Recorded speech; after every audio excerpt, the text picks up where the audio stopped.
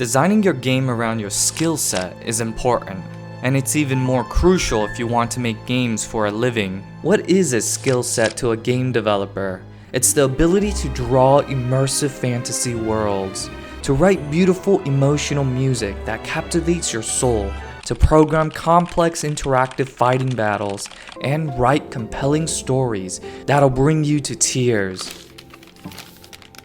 There are 4 big topics when designing your game around your skill set: the art, the mechanics, the story, and the music. These 4 big topics help us make a game. The art helps the audience see the fantasy. Without art, it's difficult to know who is who because everything is just black and nothing. What can you play? The mechanics allow the audience to interact with the game, like pressing a button and the character attacks an enemy.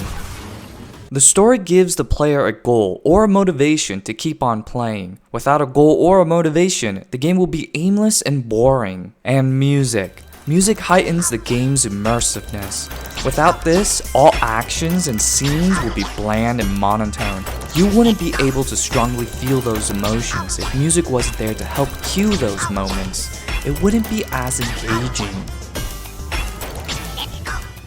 Each developer is different when they make a game, and they have different levels of skill set. Making a game like Rhythm Heaven Fever requires some coding background and a really good deal of music to make a game fun and engaging just like this. Making a platformer game requires some coding, art, and music, and you can really make a great game design that warps your perception.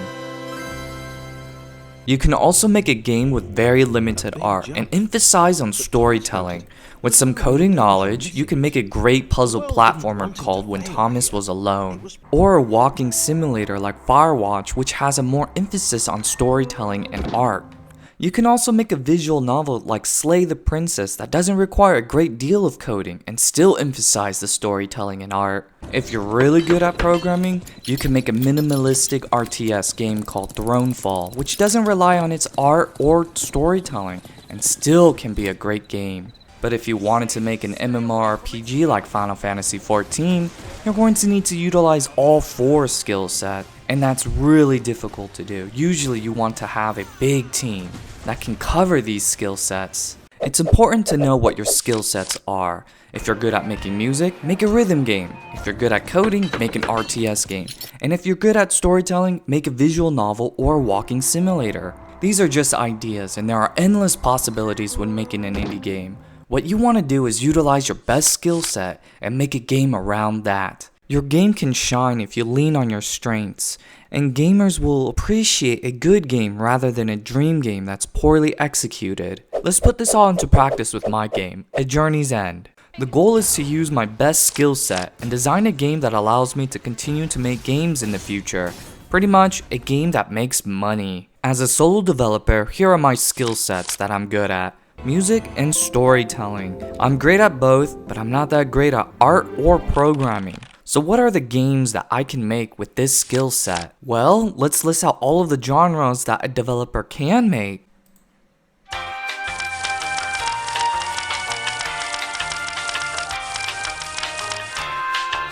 Yeah, that's a lot. Let's organize this better. Now let's remove the ones that I'm not able to do alone, or if it's out of my skill set. Now let's remove the ones that I'm not interested in making.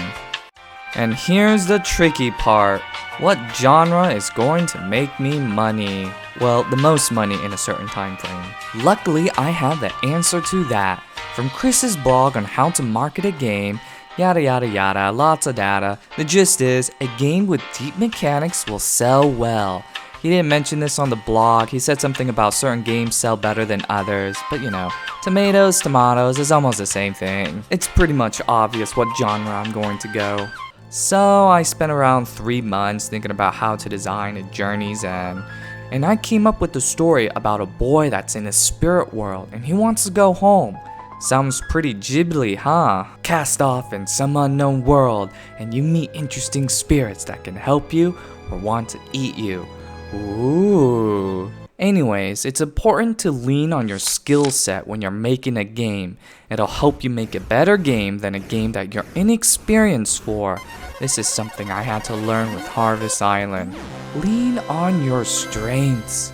Make a game that's around your skill set. And that's exactly what I'm gonna do. You don't want to work on a game that requires more of what you can't do. You wouldn't be able to deliver, and your fans are going to be disappointed at how the game turned out. So I'm leaning on my skill set on A Journey's End. I'm making a Kickstarter for A Journey's End, so if you want to support it, follow the Kickstarter page. I'll be posting devlogs in the future, and we'll let you know when the Kickstarter will be up after I have a solid game foundation. Or just subscribe to my channel, that also shows your support.